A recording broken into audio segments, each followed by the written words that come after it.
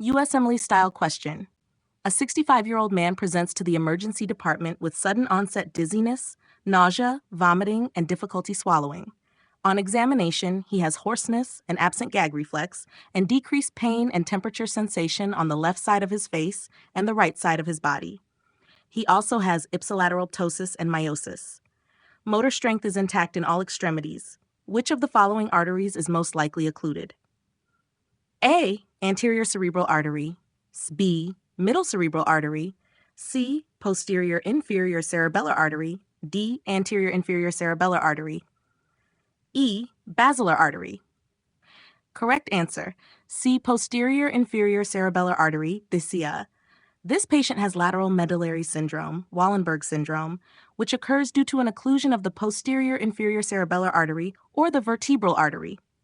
Key features include vestibular symptoms, vertigo, nausea, vomiting, nystagmus, dysphagia and hoarseness, nucleus ambiguus involvement, specific to Pica stroke, loss of pain and temperature sensation, ipsilateral face, spinal trigeminal nucleus, contralateral body, spinothalamic tract, Ipsilateral Horner syndrome, descending sympathetic fibers, ataxia and dysmetria, cerebellar involvement.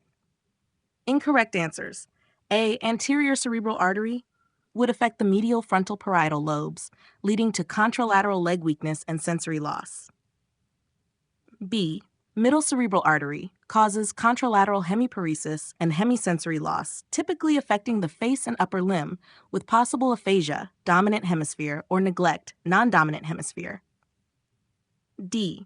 Anterior inferior cerebellar artery AICGA causes lateral pontine syndrome with ipsilateral facial paralysis, hearing loss, cochlear nucleus involvement, and vestibular symptoms.